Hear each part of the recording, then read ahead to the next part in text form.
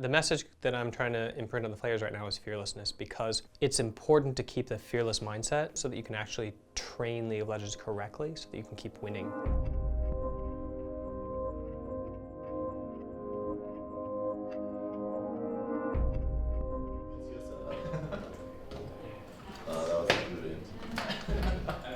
But that was like last game of the day. Hey guys, look who's here! Hello. Hi, Irene. Oh. It's like a breath of fresh air to have Irene in the coaching room finally. So you can choose one. I like this one. And we're able to stand up in front of the team and pass the baton back and forth. Standing and working.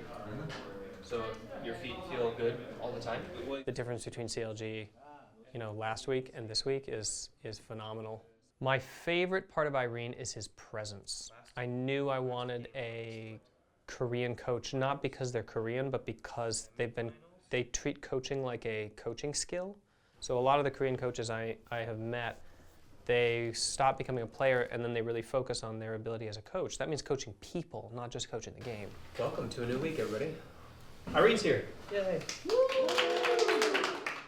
Hello guys, I'm Irene. I finally arrived to Los Angeles. I want to see you guys and I want to come earlier than now, but it was visa issue, so I'm so sorry about that. I think the thing that I'm most excited about Irene being here is that we weren't very good at having very efficient reviews. But when Irene came here, I think he brings up his points well. He forces the reviews to be short. He provides a lot of strategic insight to the game. I think that's the most important thing from a coach, because if you are really good at strategy in the game, you can win without the better champions necessarily.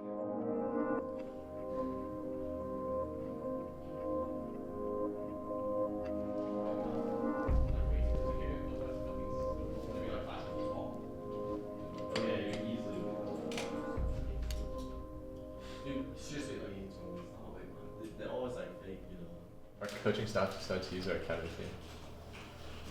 I mean, I'd be pretty salty too.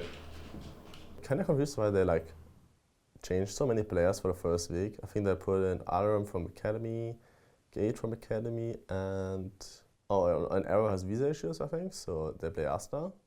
Oh, and they play Dardog instead of Meteors too. So actually nearly everything changed besides the melee matchup. I need to be aware that this is not the same optic I played last year with, because they changed a lot of Academy players now to the main team, and Crown is a new addition, same as Dardog. So it's gonna be for sure a different optic than what I know. The ideal here is that in League of Legends, you don't have injuries. You don't fall and hurt your knee or twist your ankle. Instead, you miss a skill shot, or you get ganked, or you miss something on the minimap or something like that. You have these injuries, but they don't look the same as sports injuries. But they have the same cause, and the cause is misattention, meaning lack of focus. So our goal right now is to free up any worries, free up any thinking about the results of this game, or whatever happened in the last few weeks of training, or any sort of meaning about anything outside of just this next 90 minutes and playing to the capacity that we want to in our play. No, everyone's really excited to play. It's a new team, so it's just new teammates. You don't really necessarily know how people perform on stage versus in scrims. I think that's another thing where the coaching staff is using that as a metric to determine who's going to be playing each week. This weekend, we're going to have some data at least. We're trying out different ways of evaluating players, and we have 5 or 6 different things we're looking at.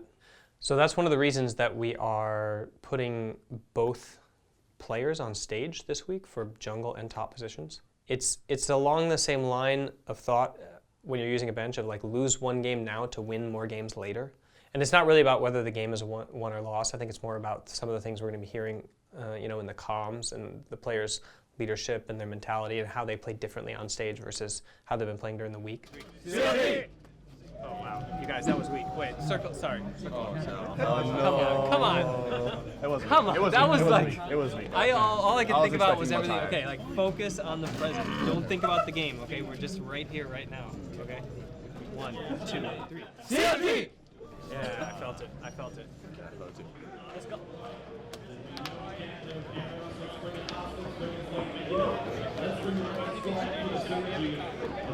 Our 2 person to go into top, there is nothing to get it because we need to go deep, like a second turret. But there is turret, and Drake is up soon, like 2 minutes or something. But we no reason to swap. We just think, okay, if we Akali going to bot, maybe they might go into bot. That was our mistake. 0-1 to the start, but honestly, we're scaling up. Ooh, here we go. We're scaling up, guys. It's going to be a good season. It's going to be a good year. It'll be a good. Late bloomers, right? We're late bloomers. Well, not really. I don't think we're late bloomers. I think we just lost 1 game. So yeah, hopefully game versus tomorrow, TL. Hopefully the squad does well. There's a couple things that you need every game. You need like a stable early game, and then once you get a stable early game, you can improve on mid game. And I think for us, our biggest weakness is mid game. The overall atmosphere of the team is that everyone wants to improve. No one's like just kind of sitting there and waiting for things to happen. People are taking initiative, and I think that's good.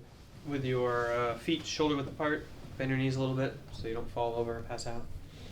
Take a few deep breaths down to the balloon. You know what I'm talking about down here. Larger breaths than you actually need. Fearlessness. The message that I'm trying to imprint on the players right now is fearlessness, because it's important to keep the fearless mindset no matter what the scrimmage result is, so that you can actually train League of Legends correctly so that you can keep winning later.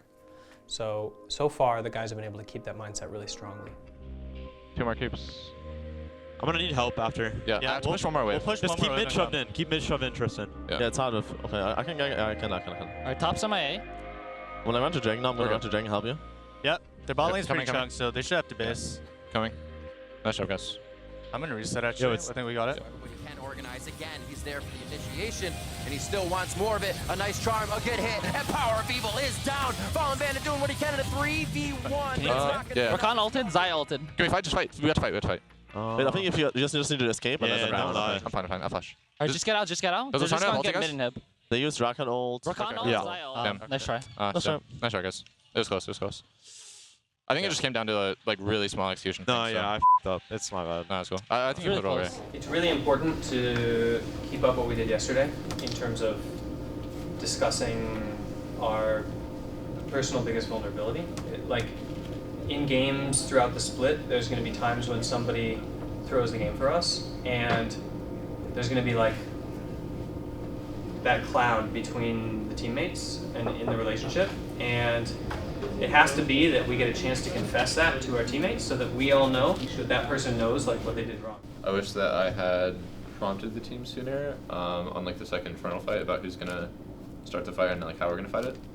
I think I could have played some of the fights better. I think I was thinking too much about like what we should be doing and not enough about like my own individual like champion.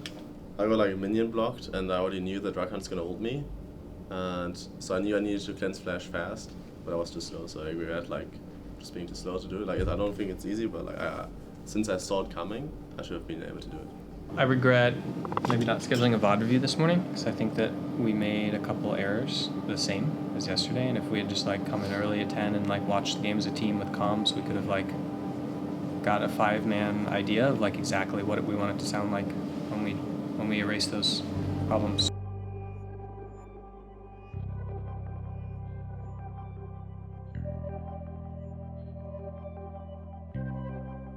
All right, so how I feel about the weekend is, well, I'm very disappointed with the results. And at the same time, exactly what we were facing in scrimmages happened on stage, right? So it's uplifting in and of that there's no strange new problem happening or there's no unidentified error. It's just, this is what is the problem. We decided to play all 4 top and jungle players this weekend because these pairings were doing so well in scrims as they were that we couldn't really decide between them.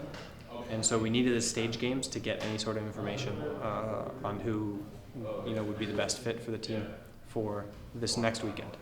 And so I think that we've decided on who we're going to play.